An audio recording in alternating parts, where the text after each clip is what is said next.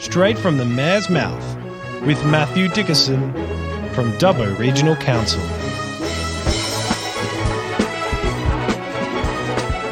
Hello everyone, and welcome to Straight from the Mayor's Mouth. Hello there, Matt, how are you? Yeah, really good, thanks. Another busy week, which is what you always want to see. I think it's disappointing because I said, didn't do much this week, actually. No, that would surprise me if you ever said that, let me tell you.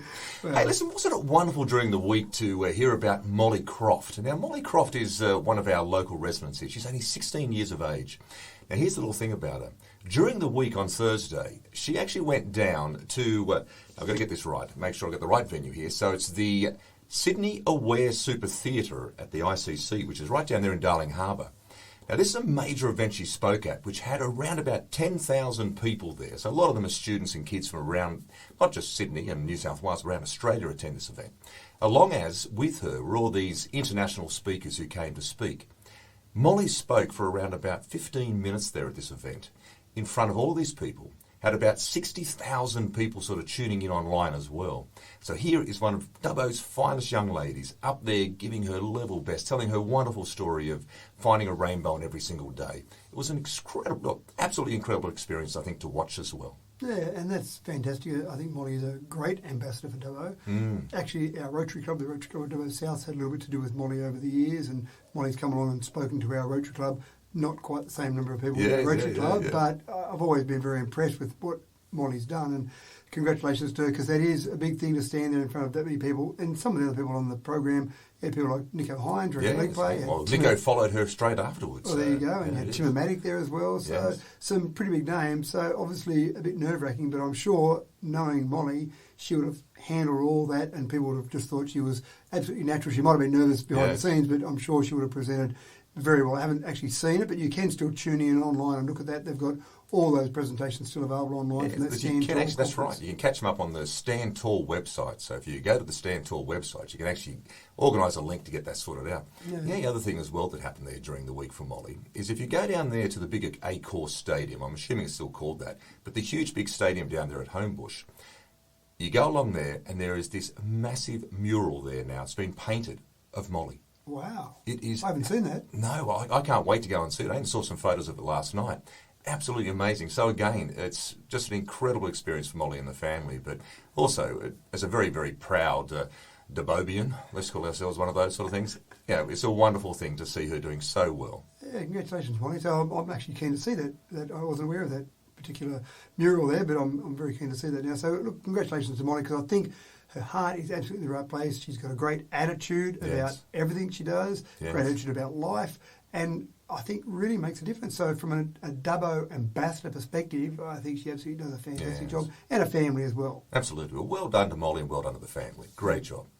Now on to today's podcast here, Matt. Let's start off with, in regards to, during the week you met with Minister Penny Sharpe. Now, she's the actual Minister for the Climate Change, Energy, Environment and Heritage. Another one of those wonderful, great long titles there behind the name. So tell me about it, Matt. What happened in regards to your meeting here with this minister? Yeah, well, Penny's another one of those ministers that's got a number of portfolios. So you mentioned those 4 portfolios. They're all separate portfolios. Climate change and energy and environment and heritage are all 4 separate portfolios. Man.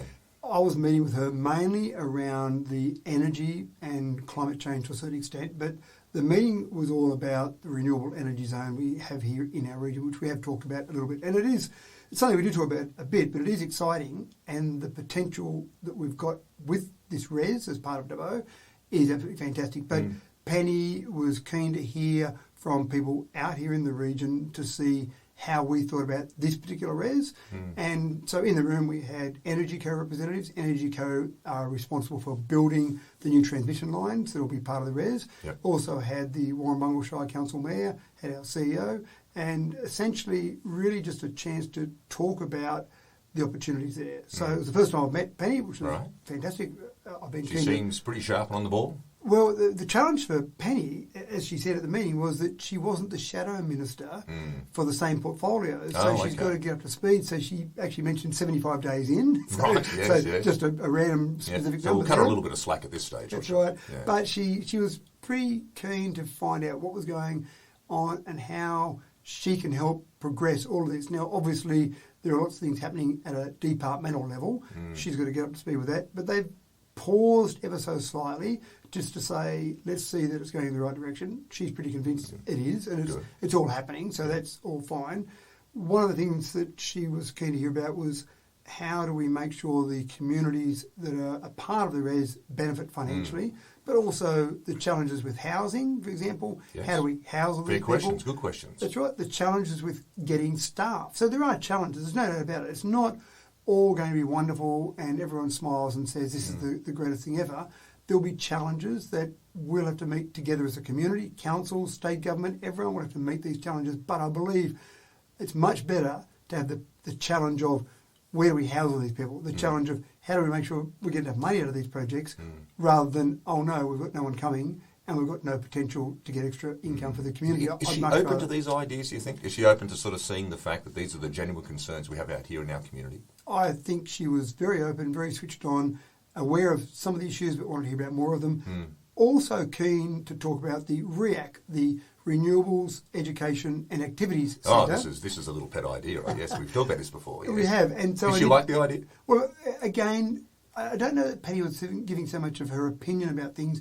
Penny was really there to listen, to absorb. So I don't know that I said, hey, Penny, what about the REAC? And she jumped up and said, you beauty, here's the check, let's get this thing started. Exactly right. But again, it's another opportunity to talk about it, another opportunity for someone to hear about it.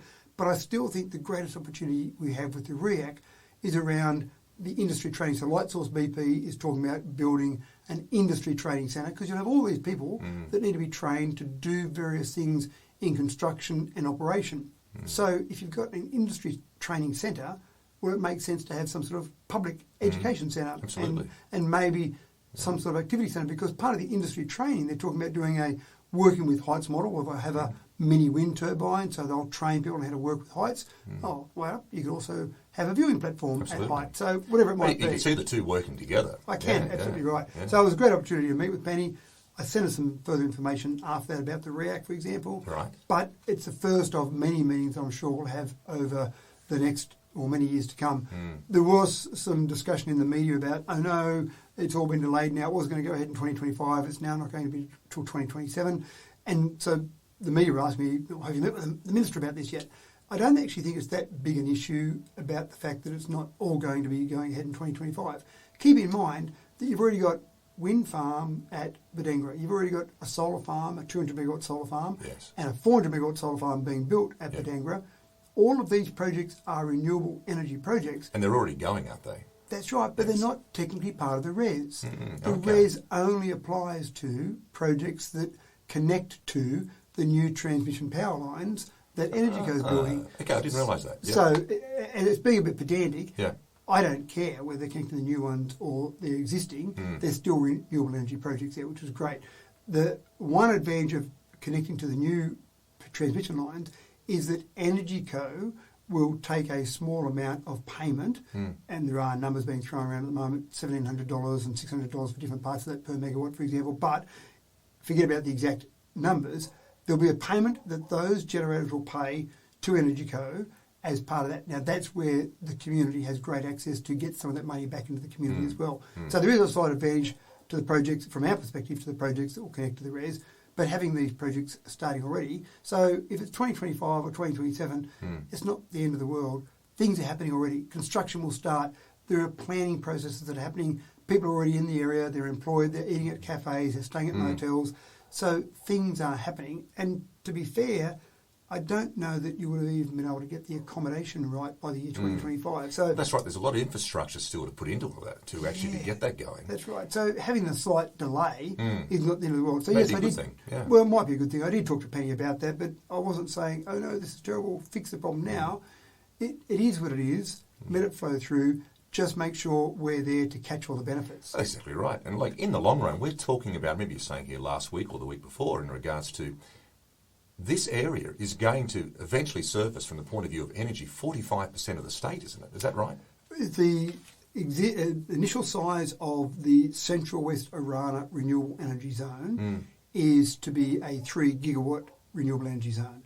And that's not the largest, but it's certainly where the most advanced. So this is the first one. At 3 gigawatts, that will provide the power that will power 47% of the households in the state, Wow. which is about 10% of the overall power we need for the state. Yeah.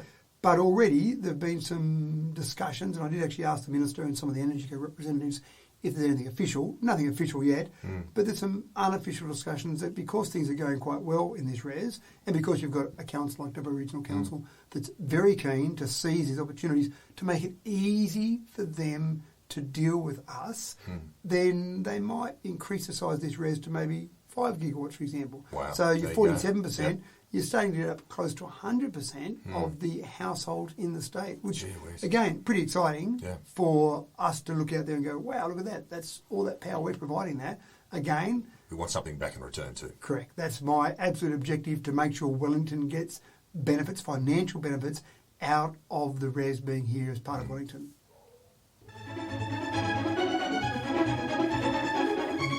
I notice here, Matt, that during your legal week you attended the local roads congress at Parliament House in Sydney. Now then, talk us through in regards to this congress first of all, and what the actual, who was there and what actually happened from the meeting.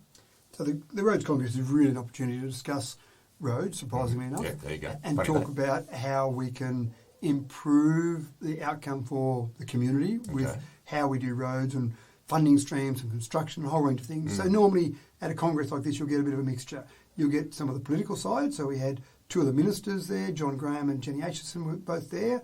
And then you had some shadow ministers, Natalie Ward and Sam Farraway were there. Right. So you had some political discussions, and there was some individual presentations and then a panel with the four politicians there. Yep.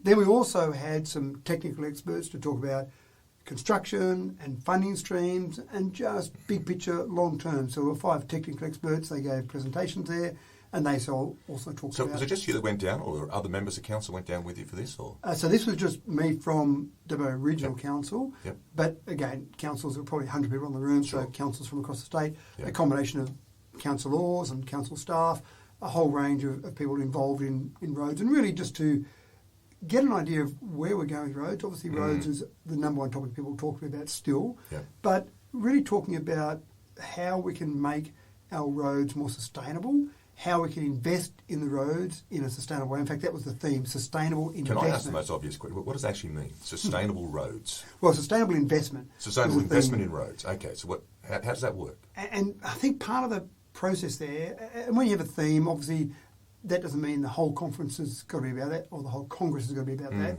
but it gives you an idea of some of the discussion points. And I think the real message I got out of that was that we need to make sure when we build infrastructure or repair infrastructure or rebuild it, we need to make sure we're doing it in a way that's best for the long term, even though that might be dearer in the short term. We want it to be more affordable in the long term. So when we're repairing roads that have been damaged, we can just do a quick fix on them, and that'll get us by for a couple of years. Oh, good, that's got that off the books there. People will be happy with that. But in a couple of years' time, we're doing that repair again. So are we better off putting more money into fewer roads in the short term to then say we can forget about that road for 40 years now? That's going to be done, and it's done right, and let's make sure it's done to a level. It's certainly going to change the approach within council if that's the case, though, isn't it? Like, because the residents naturally would probably be expecting repairs to be done pretty quickly, I'd imagine, even if it's simply filling potholes or whatever, you know, like there's a sense that normally residents would want things done fast. And as much as possible. And as much as possible, absolutely. That's the big thing. People want as many bits and pieces done as possible. So don't do those roads properly. Who cares if you've got to go back in 5 years' time and fix it? At the moment, do these 5 roads rather than doing 3 roads and doing them better long term. This is really frustrating me right now, and I need it fixed now. And so that's the big issue. How do you get that? How do you get governments, local governments, state governments, federal governments convinced about doing these things in a better way long term, even though it might not be maybe as popular a way to do it. So that was part of the discussion. Okay. The other part of the discussion, which I actually talked to some of the panelists about and asked some questions about, in terms of the different traffic we might have, and electric vehicles was one of those questions, because electric vehicles are heavier. Right. So they might put more pressure on our roads with heavier vehicles. Okay. Yep. The other part of it is that, and it's not just electric vehicles, but it seems to be, you've got self-driving vehicles. Self-driving vehicles, a few different ways that they actually work out how to drive, but one of the main ways is they're relying on a well-formed road and lines on the side of the road to see, as in inverted commas, see for a car to see where it can drive, and even just the way the road's built. So I find with self-driving cars, if you've got good line markings and the road is slowly curving, not sharp turns, but slow turns or slow curves, then it seems to work really well. When you've got a road that doesn't have good line markings on the sides, doesn't have really clear white line markings, in other words, they might be a bit worn out, or the turns are a bit sharp out on the highway, the self-driving doesn't like all that as much. How did the forum react to that? Silence. Who was this futurist here in our crowd? Sit down. They hadn't really considered both of those things. Yeah, the heavier vehicles are certainly one, and I suppose that goes to the betterment of roads. How do you build roads better? Heavy vehicles is kind of taken care of by the fact that you're building these roads to be a bit thicker, a bit stronger, more material in them, so they'll probably handle those heavier vehicles. The line marking, sure, that's great. We should have that anyway, but maybe more or higher priority has to be put towards that as we move forward 10 years down the track. So tell me, was there any talk about changing the nature of building roads? Because, we've discussed this as well in the past. If we're talking about sustainable nature of roads and sustainable nature of the funding of roads and sustainable nature of how we're going to construct these roads, what about the actual construction? Is there any changes of that happening? There wasn't the revolution that I'd like to see. It was evolution, but I'd love someone to come along and say they've got Bessie, the greatest road-making machine in the world, on the Cars cartoon, but no one's got Bessie. It's still the same construction methods. There may be tweaking things a little bit, changing a little bit, but there wasn't the big revolution. So, no, this wasn't the Congress that we all went... It wasn't that big light bulb moment when we go, you beauty, that's exactly what we're looking for. We can just cut 90% of the cost out of building roads. They're still expensive, they still take time, and they're still very manual, unfortunately. The other part is in relation to roads funding. There's a couple of issues you've got with roads funding. Many people still think that the excise they pay for their fuel, for their diesel or petrol, they think that goes straight to roads. Doesn't it? It's been 1959 really since there was a direct link between fuel excise going into a roads budget. What? Our fuel I didn't realise that. No, our fuel. Most people don't. Our fuel excise now goes into consolidated revenue. It goes to the government. General funds. General fund. Now, money comes out of general funds to do road repairs, but the amount we pay in our fuel excise is dramatically more than is spent on the roads across the nation. Whereas, again, it used to be directly linked up until 1959. Yeah, right. So think about all that for a moment, and then think about the fact that you've got cars that are now more fuel efficient. We've got hybrid vehicles that use less fuel. How does that work? There's a real focus on using less fuel, and then you've got electric vehicles that use no fuel. Yeah. So the amount of money the government's collecting How do you get your excise duty from an EV? Well, I'll come to that in a moment. Okay. There might be a way to do that, but Right. all of this fuel excise money is slowly diminishing, even though the population is growing and the need for the government to have more money. So maybe there might be a change, and this wasn't part of the discussion on the day, but you might say we just need to change the GST, get rid of the fuel excise because it's not working as it's diminishing, and we just have a larger GST. But if consumers are using up the roads, maybe the ones who are using up the roads the most are the ones that should be paying for the roads the most. The fuel excise kind of does that, but it, again, depends how fuel efficient your car is. Is there a way of doing that? Like, can we do that as a way of monitoring to sort of see who actually is using the roads more? And one of the ways that certainly some states have already talked about or are in the process of introducing has been a per kilometre tax. And this is one of the things that, in particular with EVs, that might be the way that we have that charged in the future. Now, sure, you might pay for your electricity, you might pay GST on your electricity, but a fuel excise tax that was linked to your kilometres. So each year That'd be when you like a registration or something. That's right. Or... You register your car. Okay. What's your odometer reading, sir? Oh, it's 25,000 kilometres, right? We'll get charged 2 cents per kilometre, for example, on that, and you pay that when you register your car. So that might be another way of going about it. But all of these things, the great part about a Congress like this is you've got lots of people in the room, lots of questions coming through, people running it, talking about it, discussing it, and then as it goes down the track, you'll get these ideas crystallise somewhat, and away you go. Yeah, right. Yeah. Okay. So anyway, interesting day, and lots of good discussions. Probably, well, there's a 6-page communique that comes out of that, which then gets sent through to both state and federal government to say, here are topics of discussion on this day, here's some things on there. Right. That communique is a public document if anyone wants to go and read that 6-page communique to list all the things. Available on the council website, is it? Or? Not on the council website, but if you went to search for Local Roads Congress, you'd find that communique. Okay.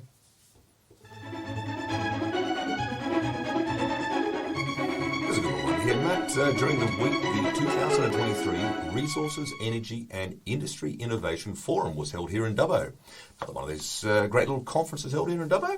And it sounds like you attended it. How did it all go? I didn't go to the whole thing. Unfortunately, just didn't have the time to commit to go to the whole thing. I did go to the welcome function and, surprisingly enough, welcome people to Dubbo at the welcome function. But a couple of points here. One is that you're right. We have regular conferences in Dubbo. Great for our economy, great for motels, great for hospitality. Fantastic. And we have lots of those happening every week. It's almost bread and butter for Dubbo. Yeah. Fantastic. This one, though, in particular, was really looking at how do we, as a community, take advantage of the renewable energy zone that we talked about before. Is that why these guys came here? Because they've identified Dubbo as obviously a real hotspot right now in regards to this. This was organised by RDA Arana and also organised by the Mining and Energy Related Council group. So combined between those two, they organised it. So they put it on here in Dubbo for the obvious reason that you've got things happening in Dubbo. But there were 64 different speakers at this event. Wow, that's a serious forum, isn't it? Like a major conference. And one of the things that was a real focus was what other industries can we grow? Now, I have different ideas about different things we can do to take advantage of the REZ, but I can't even dream up all the different things that we'll see here in 5 years' time, in 10 years' time. And just to give you a really simple example, there's often talk about hydrogen as a fuel source for vehicles, in particular long-range vehicles. So if you're driving a truck across the Nullarbor, not that convenient to charge up that truck as you go. Using hydrogen, you can refuel hydrogen about the same way you can refuel petrol. Twiggy Forrester talks a lot about this, doesn't he? This is his big project, isn't it? Lots of people are talking about what you might do, and yes, Andrew is one of those people, but there will be need for hydrogen, maybe with aeroplanes, maybe with ships, maybe with trucks, maybe even with cars, but I think cars will probably go down more the EV path. And that's all well and good, but to produce hydrogen, you can take water, H2O, you can get hydrogen out of water, but it requires power.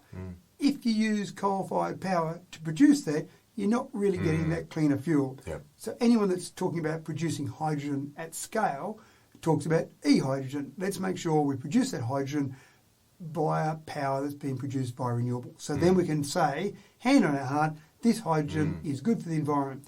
It makes sense to potentially do that. In a region like this where it's being set up for that. When you've got lots of renewable power. There it is. That's right. So there's one industry that seems pretty obvious to me that there will be someone, maybe more than one company, producing hydrogen here from the fact that we've got this renewable energy zone. But that was one. 64 different speakers talking about a whole range of different things. So that was pretty interesting and I think exciting to see the potential. That's fantastic.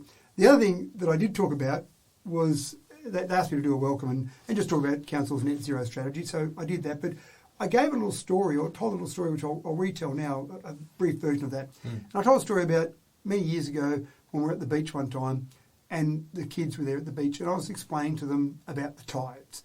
Tides come in, tides come out, and it's all driven by the moon and the sun. So the moon is responsible for about 2/3 of our tides and the sun about 1/3 of our tides, and all about the gravitational force.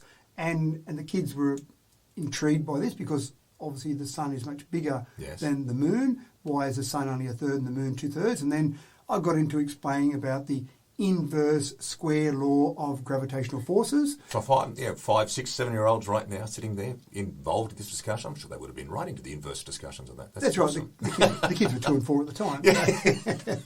But I explained all this to them, and so they were quite fascinated by all this, so that was great. And then they said, well, how do we stop the tides coming? Because we want to build some sandcastles. Yeah, there you go. Dad, stop the tide for me. That's right. And I kind of went, well, did you understand the bit I said about the moon and the sun? I got lost in the inverse. I'm not sure that I've got the power to stop the tide. So what the kids did was they built a little sand wall on the beach for them to then build their sandcastle in behind that. And you can be pretty sure that a few hours later, that sand wall got taken away as the tide slowly came in, and that was the end of it. And I told that story, and you can see people in the audience thinking, has the guy lost it? Does he understand he's meant to be welcoming people to Dubbo as part of this forum? But the reason I told that story was that what I see with renewable energy, and here we are in this renewable energy zone, is something similar. Some people say, and they've said this to me, how do we stop these wind turbines being built? How do we stop these solar panels? How do we stop this whole renewable energy zone?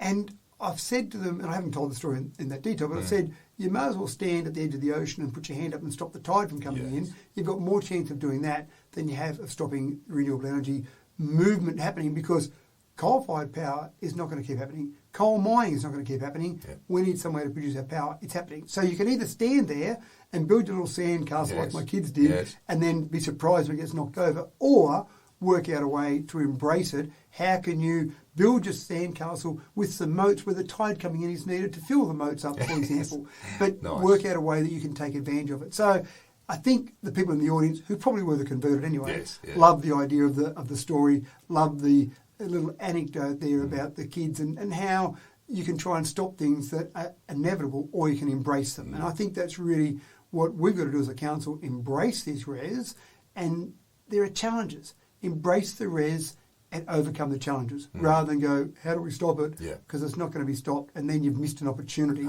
And that's, I think this is a once in a multi-generational opportunity to benefit our community. So how do we take advantage of that? Totally agree.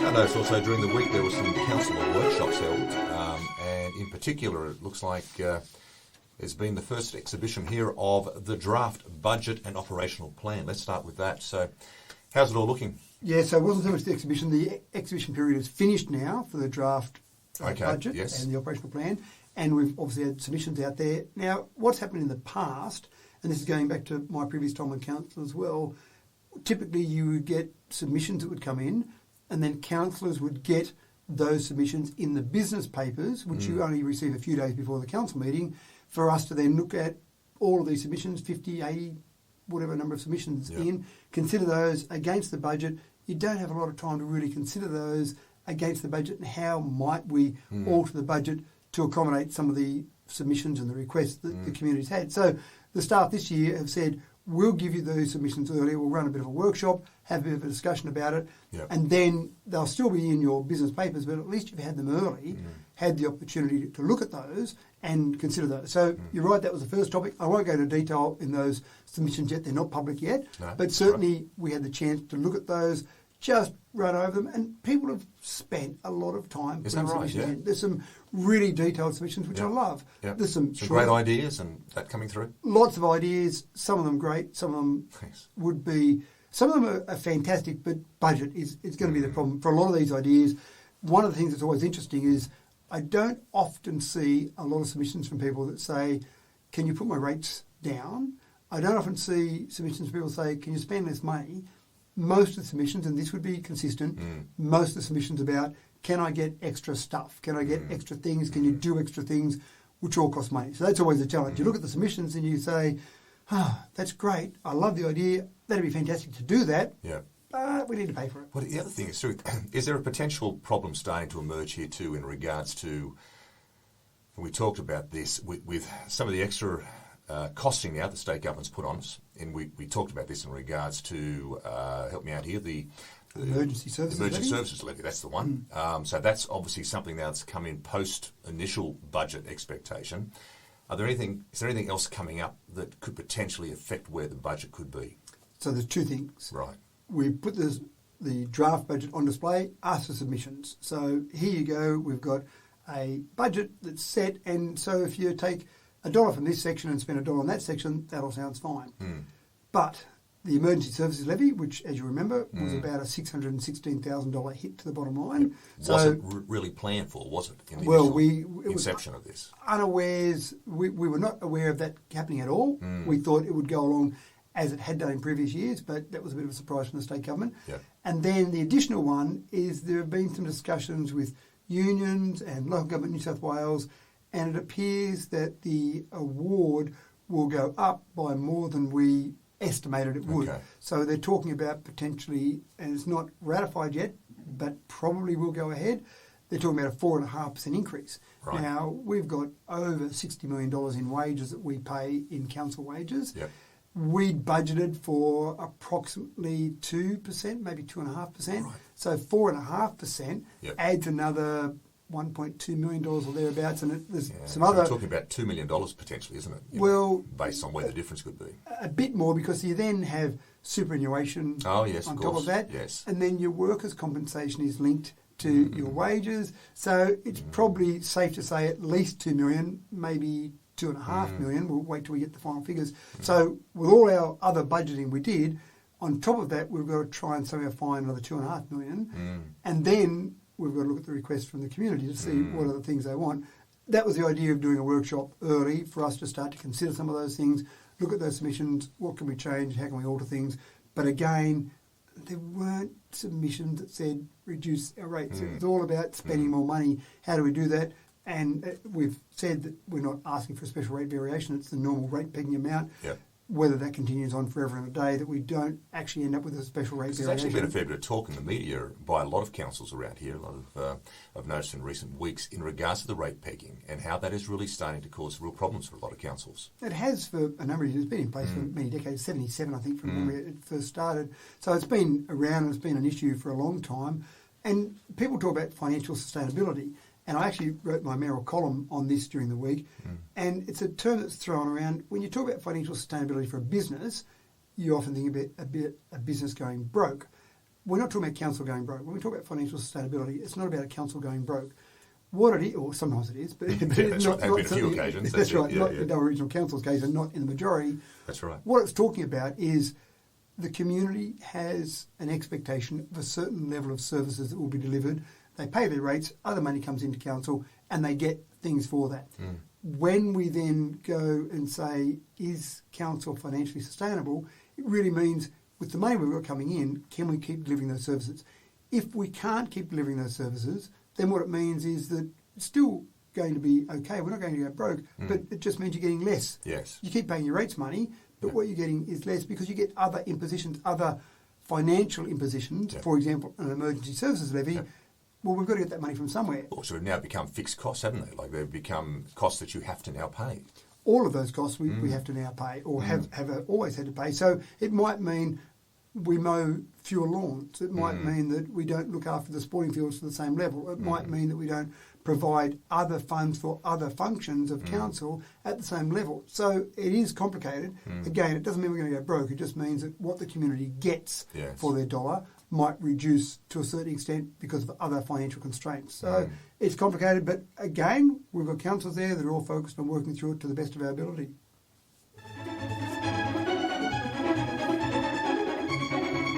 They met with the Immigration Advice and Rights Centre representatives. Now, I've never heard of this group. Is this it's a international group, national group? They are state-based. Who's this organisation, Matt? Yeah, I'd never heard of them either, and they contacted me a few weeks ago and said that they'd be in Dubbo because another conference. We Right, there we go. conferences This all the is time. another conference that came here during the week. That's right. There was a 2-day conference. It was the Dubbo Violence Prevention Collective Conference. Oh, okay, right. And so this particular group said, we're in Dubbo, can we come along and talk to you? We want to explain to you what we do. Sure thing. I'm happy to meet with anyone. Yep. I don't know anyone that I've ever refused a meeting with, so No, happy that's to meet lovely. with anyone. So we had a couple of people come along from the Immigration Advice and Rights Centre, and they really want to explain a little bit about what they do, which I actually found quite fascinating. Where does council play a role in this? I'll get to that in a moment. But for the first part of it is that you've got domestic violence as an issue. There's no doubt about it. And I don't claim to understand it. I don't claim to have any solutions for it. It's frustrating when I hear about it. But I really don't understand how Absolutely. people can be perpetrators of domestic violence. But obviously it happens. Also, and so this group talks about domestic violence, family violence and sexual violence. Right. So all things that would be horrible to be in the middle of. And one of the things that I'd never considered, and this is where this group's involved, is you've got people who immigrate to Australia. You've got immigrants here. Fantastic. I love when they decide that they want to come and live in Australia. The problem is that sometimes those immigrants might be in a domestic violence situation. And the problem for people that, if you've got an Australian couple, let's call it for what it normally is. It's normally domestic violence is often male, female. The female's the victim of the violence more often than not. Yep, I know that's that's always right. the case, but I'm just saying the in figures general, show that. That's right. And the challenge for a female in that scenario is they might want to leave the environment they're in, but they don't have the funds, they don't have the finances to go and rent somewhere else. And there are programs in place to try and help people. They might have a family in place, so what do they do with their kids, for example? So there are situations like that. But one thing that I'd never considered was that if I've come here from another country and I'm a victim of domestic violence, I might be concerned that I'll be deported.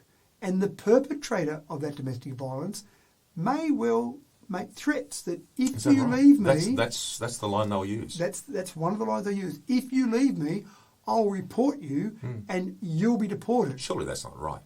You're correct. Legally, it's not right. Yes. But the perpetrators of domestic violence don't care about what's right and wrong. This is part of the power play that's obviously implied in the relationship. You've hit the nail on the head. So this particular group, which is only a small group, they've only got about 10 staff. So are they a private organisation or...? I assume that they actually get their funding from government. Okay. So I don't know. Yeah. I didn't talk to them in detail about their funding model. I was more, when they started to tell me some of their stories, I was more fascinated and horrified to a certain extent about that process. So I must admit I failed to ask them about that. That's right. But I did certainly find it fascinating and also a bit scary and a bit disappointing that this sort of thing happened. So all the other things that I vaguely understand, and I don't claim to be an expert on domestic violence, here's another layer that I'd never considered before. Yeah. And sometimes people come to this country because they might meet an Australian, so there might be someone from another country, and they're in a relationship, so the Aussie feels safe in this environment, but the person that's come from another country, again, those threats could be used. Or it might be a couple that comes from another country, and it might be, we only came in this country because we're a couple, we're only allowed here, so if you leave, etc., etc. So it is nice there are people out there doing that. Now, how does council get involved in this? Was this conference, were there other groups apart from council invited to attend this conference? Well, we weren't at this conference. Oh, so it wasn't actually this personal thing that invited This was just, this group happened to be in Dubbo for this conference and said, can we come and meet with you? So they just came along to meet with me. And I said, so how is council involved? How do you want council involved? Why are you talking to me, basically, in a nice way? Yes. And really, it was no involvement from council. This isn't a group that needs council involvement. It was really just about education and awareness, so hence you and I are talking about it now. Yeah, a bit of awareness raising. That's right. And so they said sometimes you might come across someone that's involved in these situations. We do citizenship ceremonies, for example. I talk to people after citizenship. I've never had someone after citizenship say to me, by the way, can you help? I'm in a DV situation. But it's possible. So really it was about just knowing that they exist. I didn't know they existed. I now know they exist. Even knowing those situations, I hadn't thought about those situations we talked about with that power play. I'm now more aware of that. So in terms of that education and awareness, they're doing their job, I suppose, and knowing that the situation is out there and there are people to help. So anyone that's listening to this that is an immigrant and is in a situation where they find that they're in a DV situation, because sometimes people, what they told me was from a cultural perspective or from a visa perspective, they often don't want to go and see the authorities like the police, which is where you might turn to initially. So having someone there... So if they're in that situation right now, they're listening right now, who would they contact? Immigration Advice and Rights Centre, IARC. If you Google that, then you will find that it's a community legal centre operating throughout the state and free legal advice, free assistance, free education to women, specifically on visas, on temporary visas, who are experiencing family, domestic or sexual violence. So go and contact that group if you're in that situation. Yes, most definitely.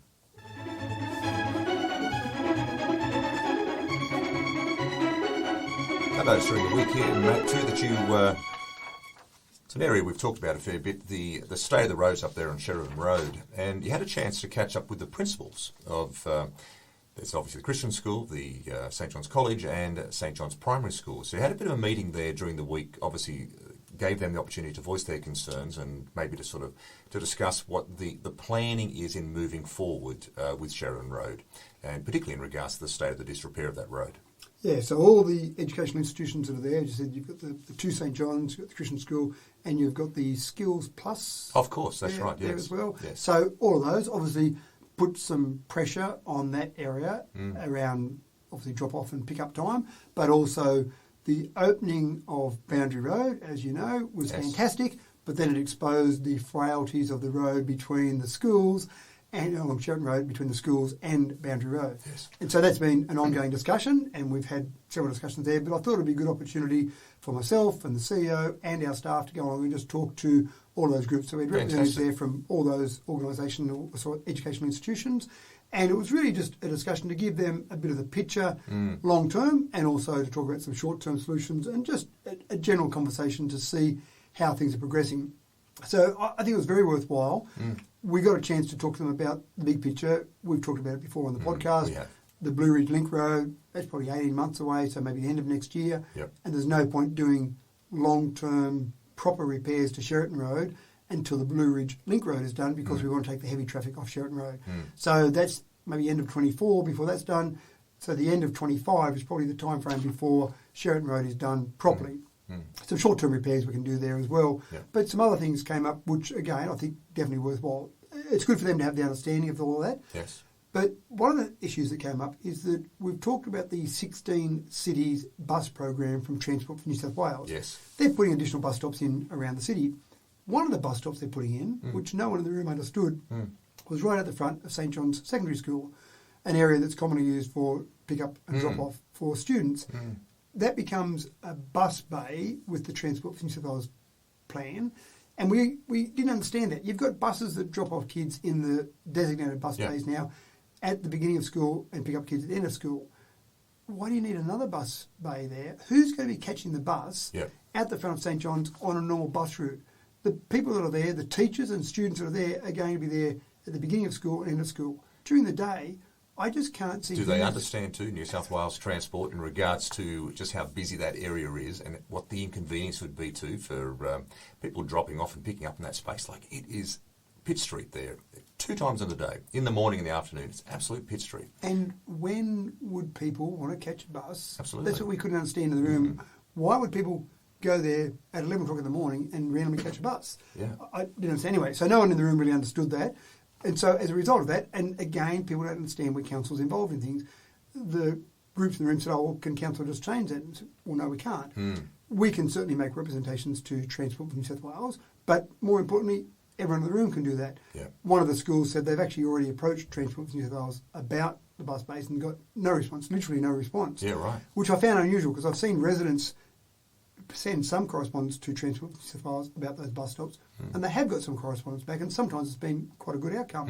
So I was a bit surprised about that. So I did say, everyone, make sure any concerns you've got around that, send those off as well. And council, we can actually send them off as well, to just say, it doesn't make sense, why would we do that? So that was one issue. Just talked in general about some of the other issues. For example, the school car park the student car park that you have, that you go past St John's on the eastern side of Sheraton Road, and there's the student car park there. Students coming out of there sometimes turn right and add to the congested traffic. Sometimes they turn left. And so we discussed the idea of a left turn only there. Would that work? Would that actually help take traffic away from there? Because again, you've got kids that are least experienced on the road with P-platers there, and they're going into all of that other traffic that might be in the area. So I just think some interesting ideas around that type of thing. It's good. There was no definite decision made on that. It was really, let's look at it first and see how many students do come and turn left and how many turn right, where are they going, just to get a bit more information and data there. But there's no doubt about it. It's a problem area. We're aware of that. We can't wave a magic wand and fix it immediately. And we have got some money that we'll spend on repairs, but that was another question. Repairs between the school and Boundary Road are needed. There's a fairly bumpy section down there. It's not a great road. But then there's also repairs of some ruts that have been formed in the road out the front of the schools. Do we spend the money at the front of the schools where more people are driving, or down the section between the schools and Boundary Road? Does this get back to the sustainability question again? I didn't actually roll out sustainable investment. What we need there on it is. these roads. That's it. But these are the things. Spend the money in the best possible way where it's going to have the best impact or the most impact. But bottom line is, it's good to talk to the users, talk to these people there, and see how we can work together to get outcomes. It also shows the fact too that have the opportunity to express your ideas, express your thoughts, and to see the fact that council will listen and to take these things on board and to put them in as part of everyone's ideas in regards to moving forward with this. And I think one of the things that's really important here is that you get to the point where you have a better understanding. Yeah. We can't magically wave a wand and fix it all.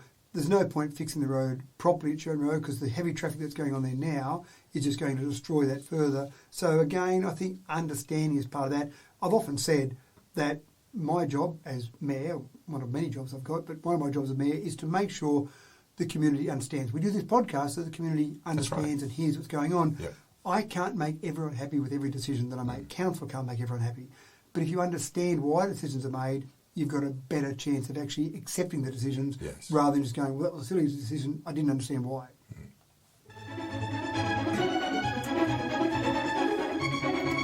Looking here, this is an interesting idea that came up from a standing committee meeting that was held there on Thursday night.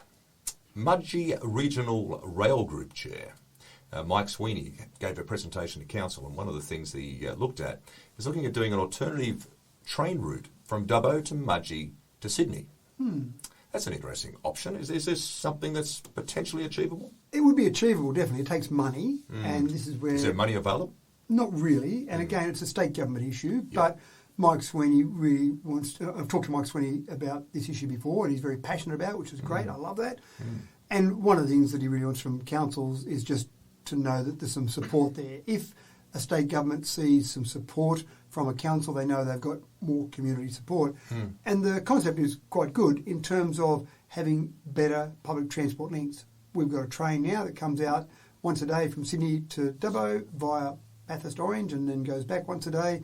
The idea of this would be opening up an additional freight and passenger link. Okay. And again, passengers one part of it, so that that train could come out from Sydney and also be going down to Sydney but go via Mudgee, so you could choose which time of day you went and both ways. So you'd end up with two train services each day from Dubbo, one going to Sydney via Orange and Bathurst, one going to Sydney via Mudgee, and the same in reverse. So that would make sense. And then freight as well. And sometimes the way you get rail lines built is via freight because you have freight savings there, and then the passenger part is just an added bonus. It's pretty hard often to justify a passenger train or justify spending a lot of money on rail links for a passenger train only. But one of the areas that certainly is of great interest to council is that we've got a lot of logging trucks that go through our local government area. Right. They don't start or finish in our local government area, but they use our roads. And Saxa Road down near Wellington. So We spoke about it before, Yeah, it links up from the Golden Highway across to the Mitchell Highway. We know that Saxa Road has been damaged extensively by some of those logging trucks. Okay.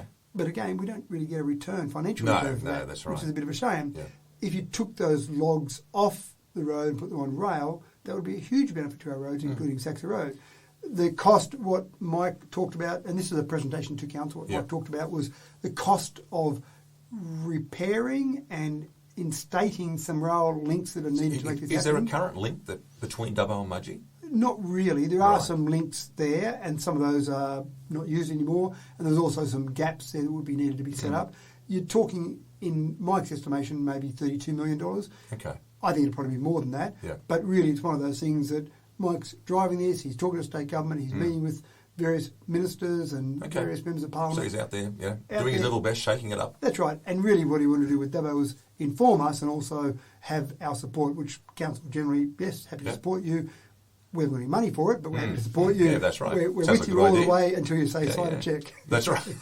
But look, again, that's a good opportunity people have at our standing committee meetings Yeah. to come along and talk about ideas that are relevant, even though we're not going to do it, it's still relevant for the whole community. Yes. I noticed also here at the standing committee meeting that there was a request made by one of the community radio stations here in town, DCFM, to look at gaining a $100,000 interest-free loan over 5 years. Now, is this something that council would consider? Absolutely consider. Council has given out a variety of interest-free loans. There's a report that listed a number of these that have given out a variety of interest-free loans to a variety of organisations around the community for a variety of purposes. Yep. So if there's a community group that has some need for some additional funds, it's often difficult for them to go and borrow the money from a bank because you want guarantors for that. You want typically a for-profit company, not a not-for-profit company that's actually doing this work.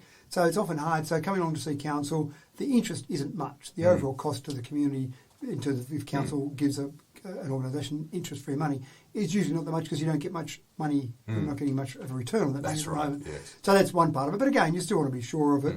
And I will declare an interest here, and I did declare this at the council meeting.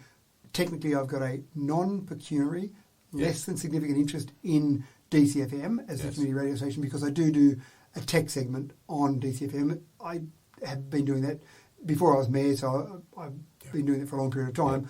But again, you just want to make sure that people are thinking, that's right. the mayor's giving money for this because he's got that text on there, completely unrelated.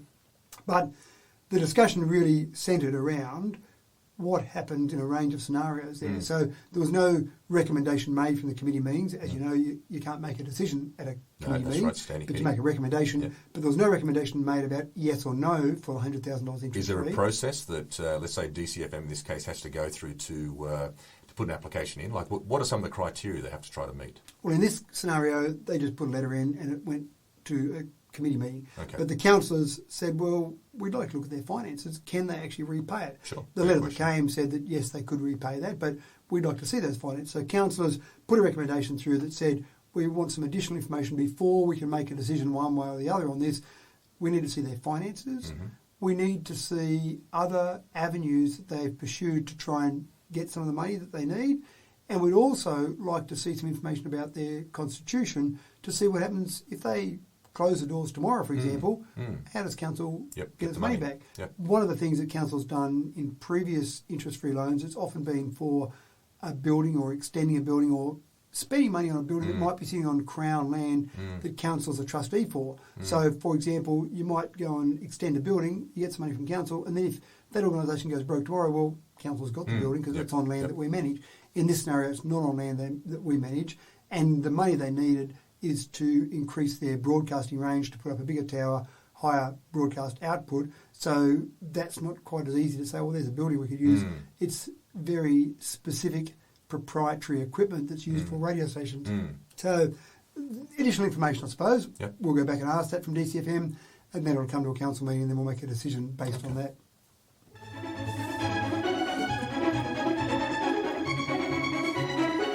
I notice during the week you went down also and saw the men's shed. It's a great operation. This is the operation set up there. It's been going out for many years in Victoria Park. You went down to visit them. Are they looking at doing some expansion work or something, are they? What's happening here? They do seem to go from strength to strength. They've received some money over the years in various grants, and they keep expanding. And that's on a parcel of land that's owned by council, or it might actually be Crown land that we're the managers for. So we've given them a lease. That was one of their areas of concern. One of the first concerns that they had when I first was re-elected back to council, they said they didn't have any certainty. Why would we spend money in this area? We've got no certainty. We haven't got a lease in place. They just had a casual arrangement with council. Right? Okay. Right. So councillors changed that, and councillors then basically put in place a lease. So they've now got a lease. So they've got certainty. So that's good. Tick, step one. But they actually want to keep expanding their operations there. Right. And, look, I've been there a few times. Numbers are growing, is that right? Or well, I think their numbers... Operations are growing. Well, probably all of the above. Their numbers are growing, their operations are growing, but even just the community involvement is growing. So they run a garage sale there, for example. They make a bit of money out of their garage sales, which helps fund their ongoing activities. But it just seems to be, every time I go there, there seems to be more activity there, more people there doing more things. Yeah, it's great. So they do lots of things, but that's their challenge at the moment. They've got a certain footprint that council's given them as part of that lease. There's your footprint. Trying to fit what they've got into that footprint is a challenge. They've talked before about moving to a completely new site, which we'd be happy with. If they want to find somewhere else they want to go to, we'd be happy, again, some sort of lease arrangement at a very cheap rate. We'd be quite happy with that, I'd imagine. But the problem is if they do that, then they've got to build somewhere else, and that costs money, costs significant amounts of money, which we don't have to give them. And the amount of money they generate from some of their activities is probably not going to fund some of those buildings. So they're out there looking for grants, but they're almost in a spot now they need to work out whether they stop any further development where they are and focus all their energies on going to a greenfield site, starting again, or do they say, no, we'll keep spending money where we are, knowing that we're landlocked, we've only got this certain parcel of land. But it's great to see community groups, community organisations out there doing some good for the community.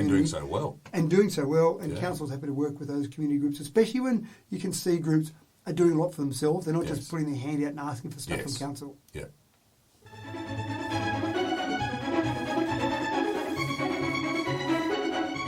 Oh, look, Keswick Estate. Haven't spoken about Keswick Estate for a fair while. It's going back pretty early in the year. I think the last time we spoke about Keswick Estate. But I noticed the fact that there is land still available there in Keswick Estate. So just in regards to the land there in Keswick, where are we up to in regards to land sales? Not enough. Okay. We'd like to sell more.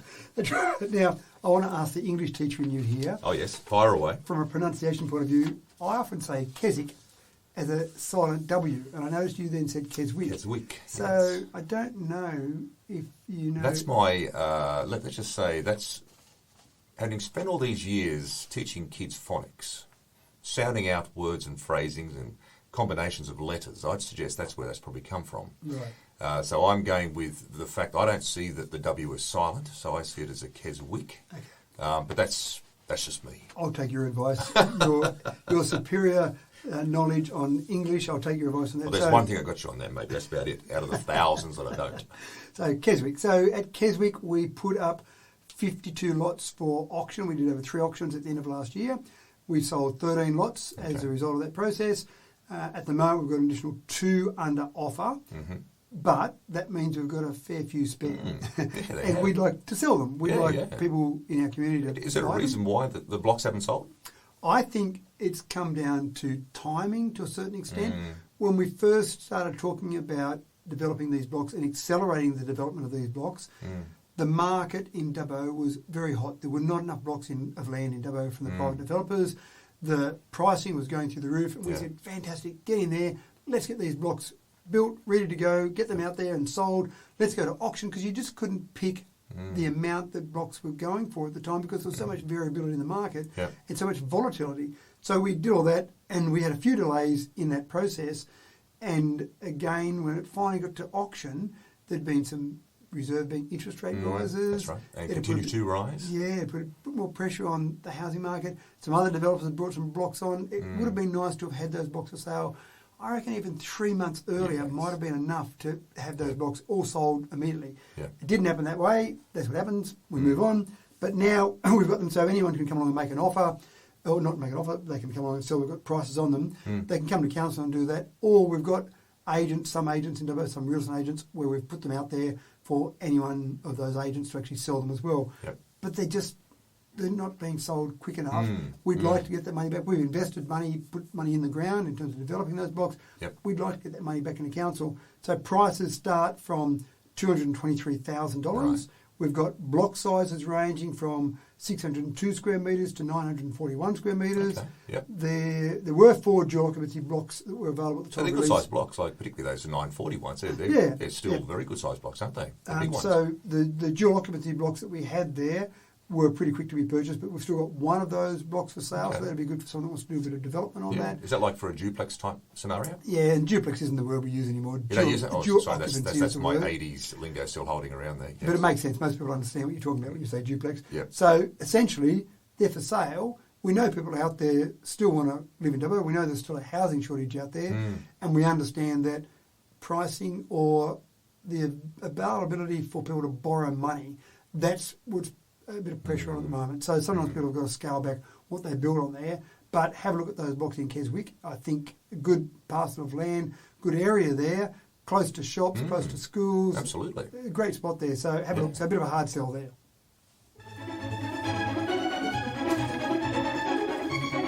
I'm going to see you too on Saturday night. Actually, we're out to help celebrate a 100th birthday party.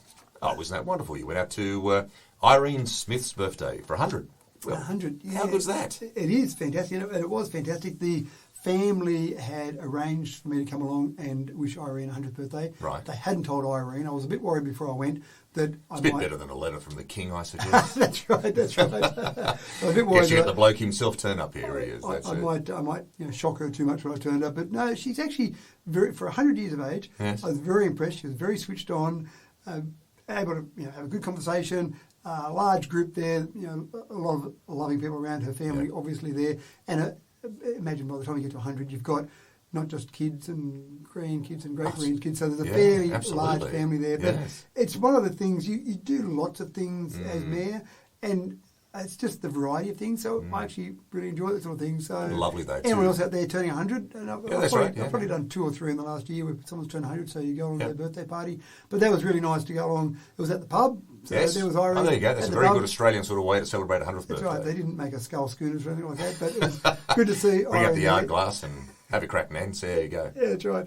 But yeah, so happy birthday to Irene, and thanks to the family for inviting me along. and I think they appreciate me coming along as well. Oh, well done. Well, Matt, it's time now for the Limerick of the Week. So, Matt, we've had another busy little session here today. We've got a lot to get through. Had got a lot to get through there. We got through it all. So what is your focus today? We've got the New South Wales Junior Rugby Championships on over the long weekend. How good's that? And on Monday I'll go along and present the winners with their trophy, so that'll be great. So I thought a bit different this week, a bit of sport, so let's do nothing wrong with that. The Limerick around the New South Wales Junior Rugby Championships. $1.8 million they've injected into the economy. That's the injection. By having this particular championships, the under-14s here. Is that fantastic? So, here's the Limerick. New South Wales junior champs make their way to Dubbo's fields where they'll play over a weekend long in June's frosty song, their rugby prowess on display. Oh, very nice. And it has been a little bit frosty too, may I say as well. Well, Matt, thank you very much for your input this week. And of course, we're ready to get back in for next week for Straight from the Mayor's Mouth. Until next week, everyone, take care.